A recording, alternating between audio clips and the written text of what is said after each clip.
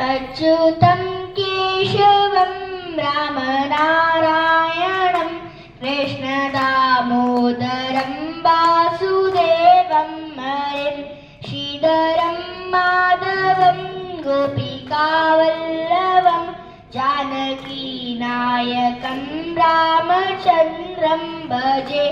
अच्युतं केशवं सत्यभामाधवं माधवं श्रीधरं राधिताराधितम् इन्दिरामन्दिरं चेतसा सुन्दरं देवकीनन्दनं नन्दजं सन्दजे।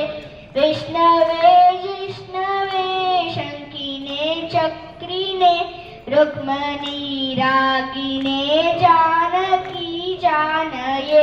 वल्लभी वल्लभायाचितायात्मने कंसविदवंशिने वंशिने ते नमः। कृष्ण गोविन्द हे राम नारायण श्रीपते वासुदेवाचिता श्रीनिधे।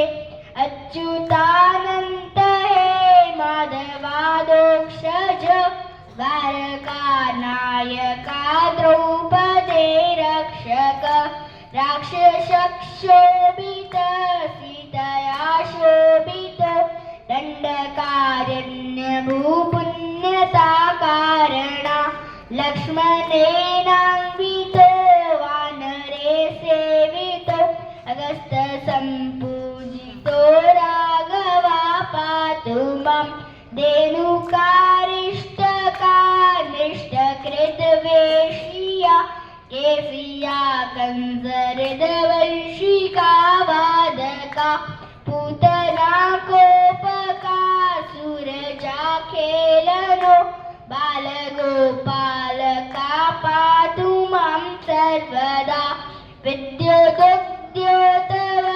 प्रसुरद्वाससं प्रावीणं बोधवत् प्रोलसद्विग्रहं दण्डयामालया शोभितोरास्थलं लोहिताञ्जिद्वयं वारिजासं ददे। कुञ्चिते कुन्तले व्राजमानाननं रत्नमौलिं लसत्कुण्डलं कण्डयो हारकेयोरकं टङ्कनप्रोज्ज्वलं केकेने मञ्जूरं श्यामलं संभजे।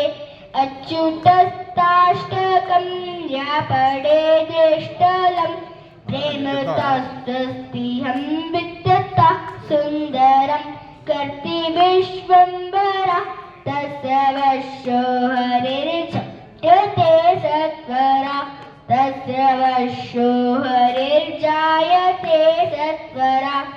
इति श्री शङ्कराचार्यकृतं श्री अच्युताष्टकं सम्पूर्णम्।